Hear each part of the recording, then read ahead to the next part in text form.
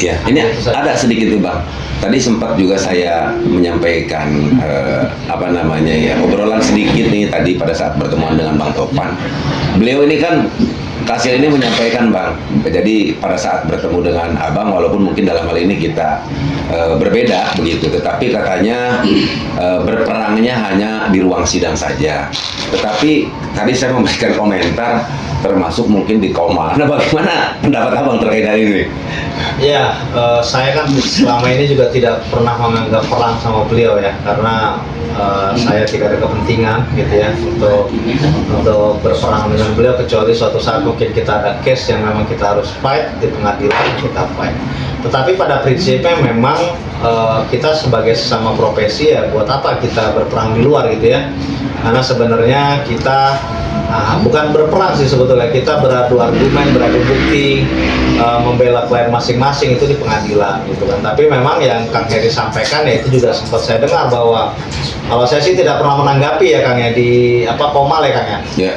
Tetapi memang saya dapat info dari kawan-kawan, sering juga saya dibahas-bahas yang menurut saya itu tidak pada porsinya dan tidak benar. Kalau tidak pada porsi tapi benar nggak apa-apa, tapi kalau tidak pada porsi dan tidak benar, menurut saya sayang untuk saya tanggapi itu. Biarlah itu menjadi obrolan mereka, dan kita juga yakin banyak juga yang percaya sama kita bahwa kita tidak seperti itu, gitu loh Kang.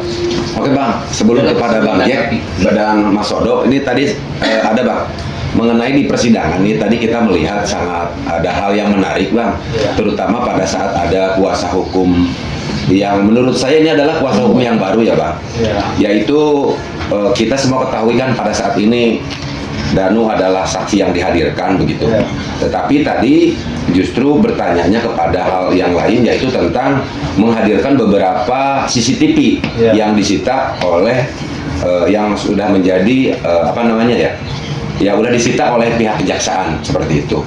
Nah, yang ingin ditanyakan oleh saya Bang, bagaimana nih menurut Abang? Karena tadi juga dalam hal ini majelis hakim pernah dalam hal ini menegur begitu, karena menurut jaksa penuntut umum juga, karena memang ini adalah waktunya untuk bertanya kepada Danu dan dianggap terkait CCTV di sini Danu tidak tahu begitu, jadi dianggap ya dalam hal ini mungkin bukan pada substansinya untuk pertanyaan ke Danu nih. Mungkin bagaimana komentar Abang?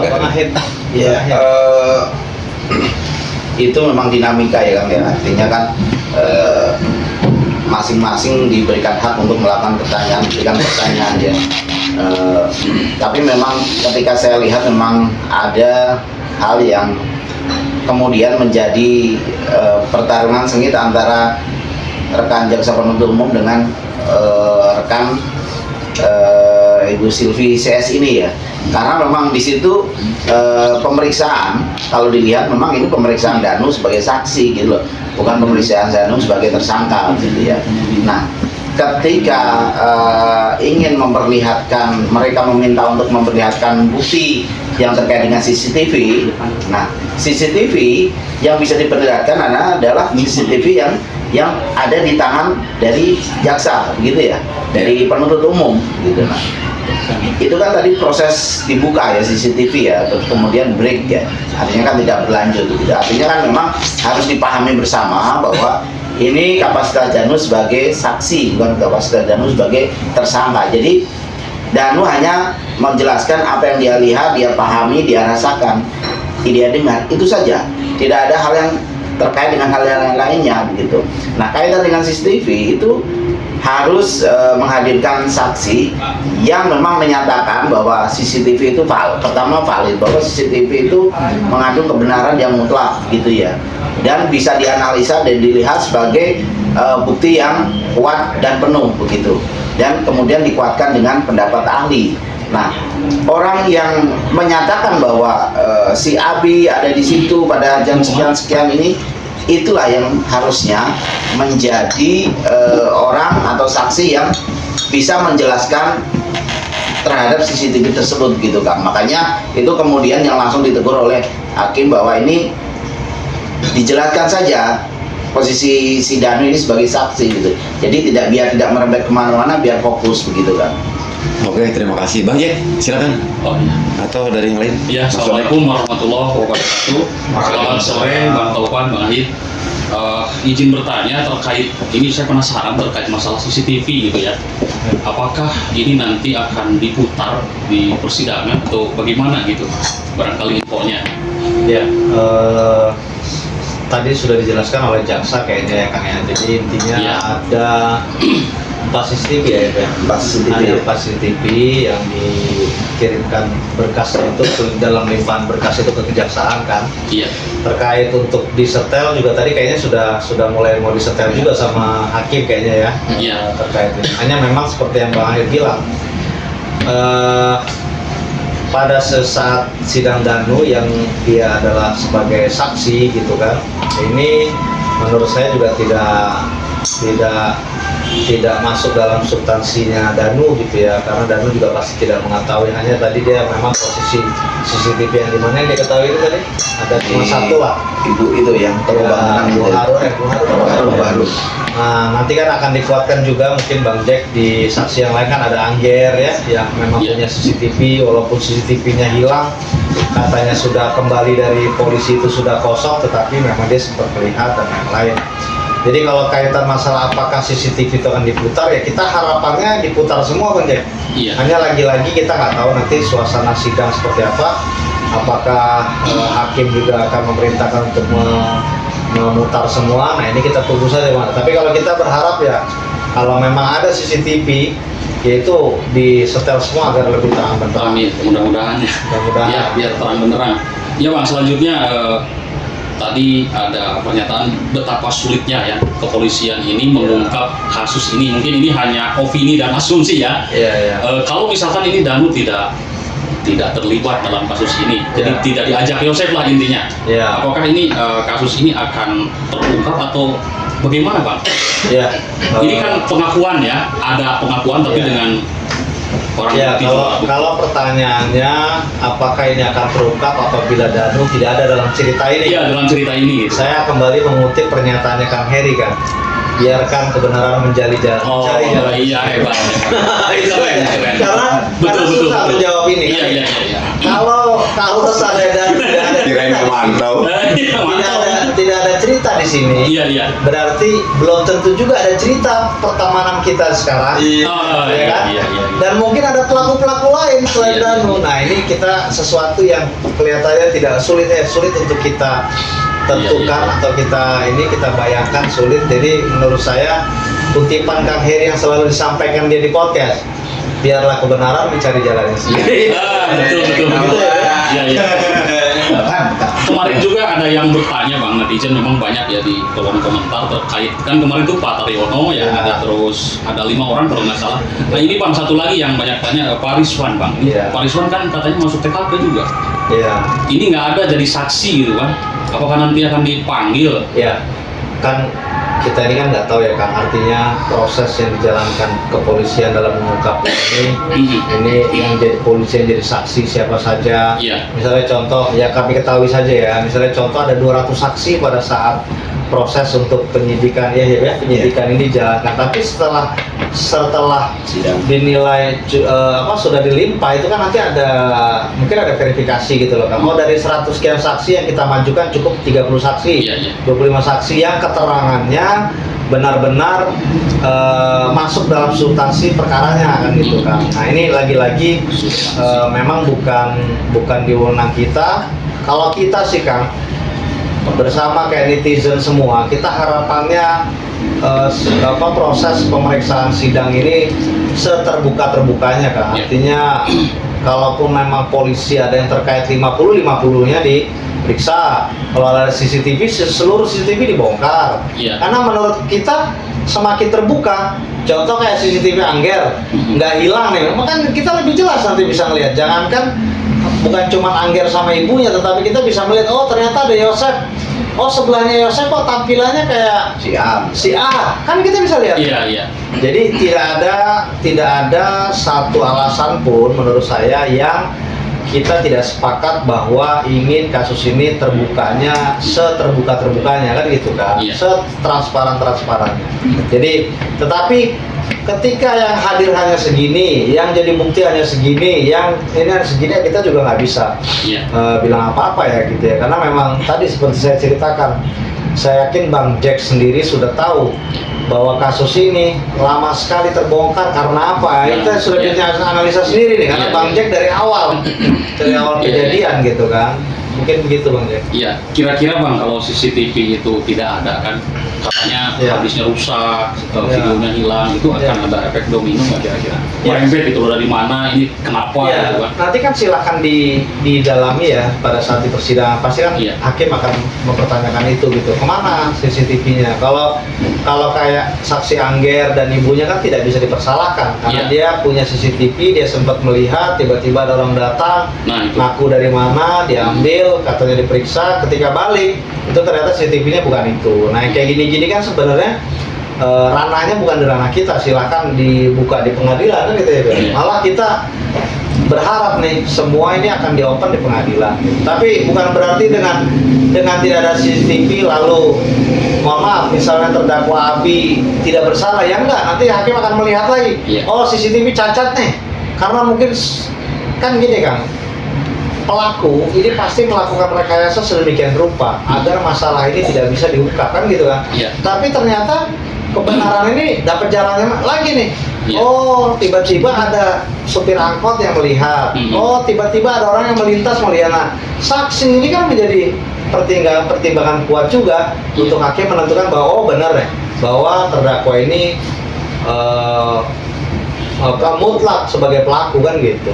Jadi jangan berpikir oh CCTV tidak bisa berarti Abi bukan pelaku, ya enggak juga. Banyak aspek yang akan dipertimbangkan oleh hakim kan gitu kan. Dari keterangan Danu dari mana keterangannya? Udah diuji belum? Oh sudah, rekonstruksi diuji, ternyata sama, di persidangan diuji sama, ya kan?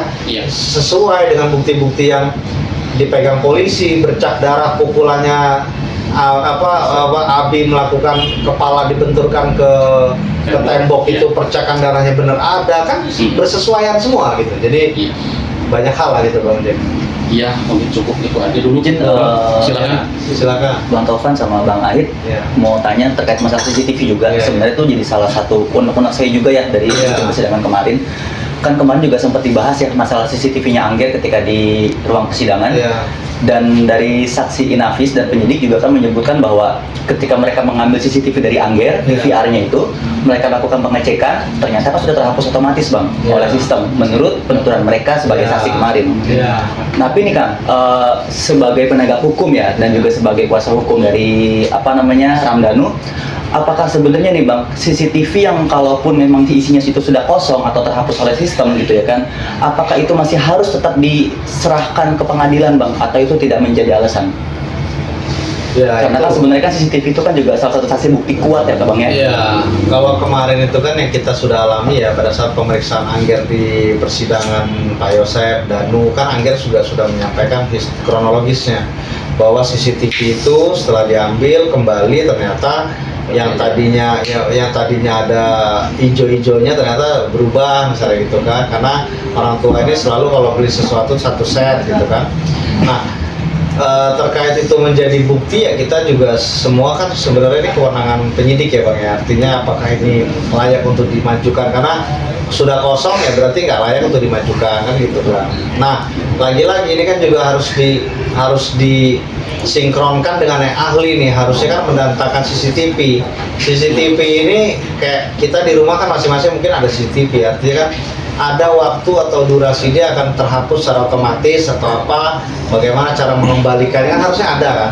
Makanya saya tadi sampaikan Bang bahwa dalam perkara ini bukan hanya pelaku yang 5 tetapi obstruction of justice ini harus dibongkar, karena ini mengikat sekali hubungan keduanya kan gitu kan. Coba bayangkan yang bisa menghapus CCTV siapa, yang berwenang mengambil CCTV dari rumah Angger siapa? Angger karena dia memiliki CCTV ya dia datang polisi terima-terima saja, tidak ada indikasi. Tapi ketika dia tanya pernah lihat nggak? Oh pernah Pak. Isinya apa? Ada sosok Yosep misalnya gitu kan. Terus CCTV mana? Ya udah diambil ke Polda, saya sudah nggak tahu lagi. Nah ini kan yang harus membuktikan harusnya dari pihak penyidik gitu kan, dalam hal ini kepolisian. Kenapa seperti ini?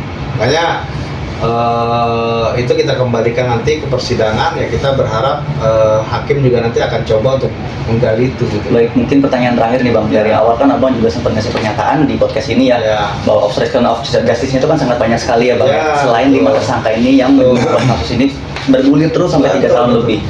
Berarti kan dari awal kasus ini disidik sudah ada kecurigaan nih Bang nih untuk apa OOJ-nya ini kan. Betul. Apakah nanti Bang dari pihak Abang sebagai law firm seperti itu kan akan melakukan tindakan lebih lanjut Bang untuk membongkar si OOJ-nya ini Bang?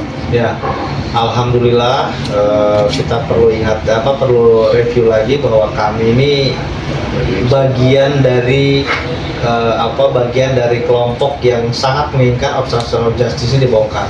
Jadi surat menyurat kami, dan alhamdulillah setelah kami juga berwenang untuk mengecek kasus, karena kami salah satu orang yang melaporkan untuk OOJ ini gitu ya Bang. Jadi kenapa OOJ ini sekarang timbul di media jadi pembahas, karena ya salah satunya kami meyakini bahwa ini adalah gerakan dari kami juga gitu. Bukan hanya OOJ tapi yayasan dan lain-lain. Kami ini sejak awal, walaupun kita agak terlambat megang kasus ini sejak kita hadir waktu itu, kita sudah langsung, mungkin Kang Heri ini ada saksi nih, Kang Heri, Kang Yaya, Kisodo. Jadi kita langsung surati untuk permohonan kita pemeriksaan terhadap yayasan dan obstruction of justice, karena memang sudah janggal sejak awal gitu. Apalagi ada kejadian di mana Danu diminta untuk nguras kamar mandi, tetapi apa yang ditemukan dalam kamar mandi itu tidak diambil, dijadikan tapi ditaruh lagi di situ. Nah ini apa gitu? Dari situ kan kita jauh mengkajinya. Ternyata kesini ada dihadirkan anjing pelacak. Nah, Danu adalah orang yang paling terakhir menyentuh air yang bercampur darah di TKP kan gitu. Jadi memang terlalu banyak rekayasa yang dimainkan gitu kan. Berarti akan dikawal terus sampai semua OOJ ini tertangkap. Ya, seperti yang dilakukan teman-teman YouTuber, seperti yang dilakukan netizen, kita bergerak bersama untuk memberi dukungan kepada Propam, dalam hal ini Propam Polda Jawa Barat atau Propam Mabes Polri, untuk bisa mengungkap obstruction of justice ini. Baik, mungkin cukup Bang. Boleh dari yang Ini aja ada satu lagi tambahan Bang. Ya, apa? Ini saya ingin bertanya nih Bang, di dalam persidangan kan ada juga sering dihadirkan ahli Ya. di dalam persidangan. Nah, saya ingin bertanya kepada Abang, mungkin dalam hal ini kan ahli dihadirkan itu untuk membuat terang sebuah perkara ya Bang ya, Ya. yang mungkin ini dapat dijadikan pertimbangan hakim dalam memutuskan sebuah perkara nih. Yang ingin ditanyakan kepada Abang, kapan sih sebetulnya ini terkait persoalan otoritas dan kapasitas begitu? Kapan sih orang bisa dikatakan ahli dalam konteks hukum gitu Bang? Nah, ini coba tadi yang jawab. Jadi gini Bang, ahli itu dihadirkan sesuai dengan keahliannya, keilmuannya gitu ya. Kalau misalnya dia dimintakan untuk sebagai ahli pidana, otomatis dia juga sudah punya kapasitas untuk menjadi seorang ahli hukum pidana. Ya. Gitu. Misalnya dia sudah menerbitkan jurnal, baik jurnal nasional maupun internasional, sudah membuat buku, sudah ngajar sekian tahun. Nah, biasanya standarnya sih dia Profesor. iya, dari kalau untuk strata keilmuannya udah bisa doktor, bahkan magister hukum pun bisa sebetulnya. Yang penting dia qualified saja begitu, dan dia pernah ngajar. Jadi banyak akses yang sebetulnya bisa dijadikan patokan seorang itu ahli atau tidak. Jadi salah satunya adalah yaitu tadi, penguasaan materi itu bisa terlihat di situ. Tapi dari awalnya itu bisa dilihat, misalnya dia rekomendasi dari universitas mana, karena kan ini keilmuan sifatnya.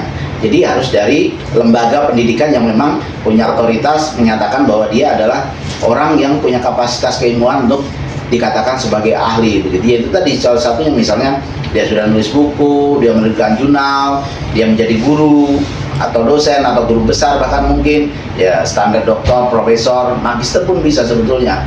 Kalau memang dia sudah lama kiprah di bidangnya begitu ya.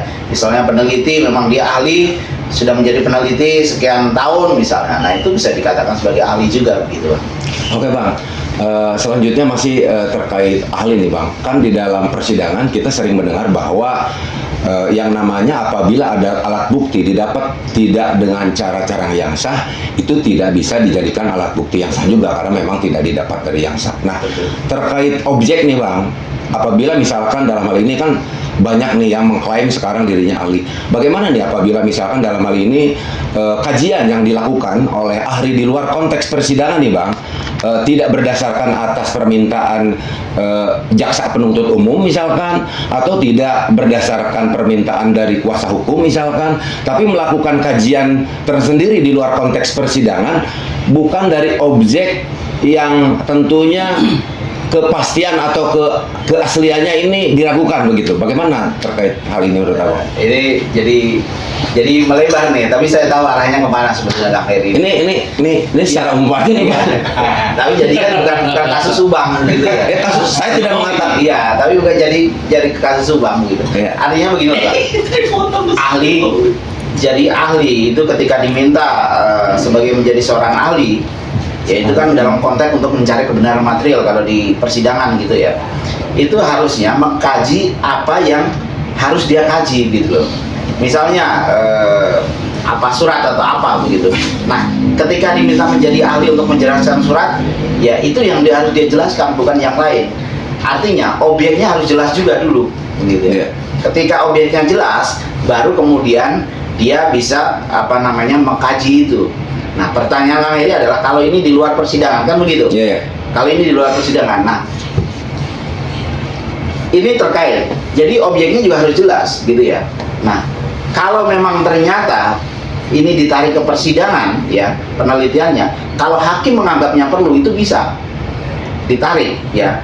Ditarik ahli itu untuk didengar keterangannya sebagai ahli dalam kasus ini karena dia punya kapasitas, kapabilitas, keilmuan untuk menjelaskan tentang objek ini, begitu, itu bisa dihadirkan oleh hakim untuk didengar keterangannya sebagai ahli di persidangan, begitu. Nggak juga harus orang yang diminta secara khusus, tidak. Misalnya jaksa minta untuk ahli dihadirkan untuk kasus A misalnya, atau pengacara minta dihadirkan untuk kasus A misalnya. Karena pendapat ahli itu bukan hal sifatnya baku, bukan hal sifatnya mutlak kebenarannya begitu. Hakim bisa mengesampingkan pendapat ahli tersebut gitu loh, karena semua sarjana hukum, semua praktisi hukum itu dianggap ahli di bidangnya kan gitu. Jadi termasuk hakim pun begitu. Kalau ternyata pendapatnya ahli tidak cocok dengan pemahaman dia, keilmuan dia, itu juga pasti akan disampingkan gitu.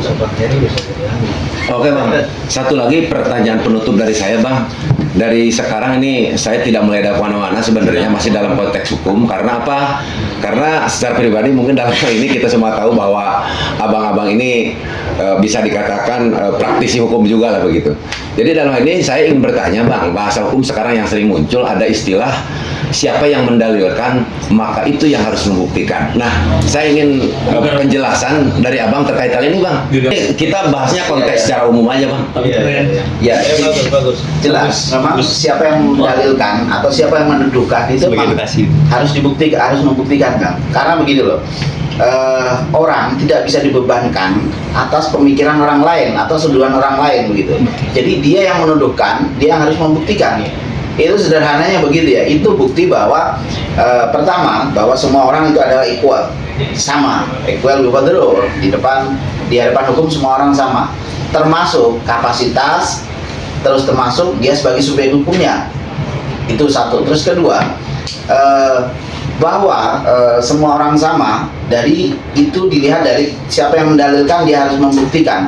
Artinya memberikan peluang kepada orang ya yang menuduhkan ini untuk bisa membuktikan bahwa apa yang dia buktikan itu, apa yang dia tuduhkan itu betul atau tidak.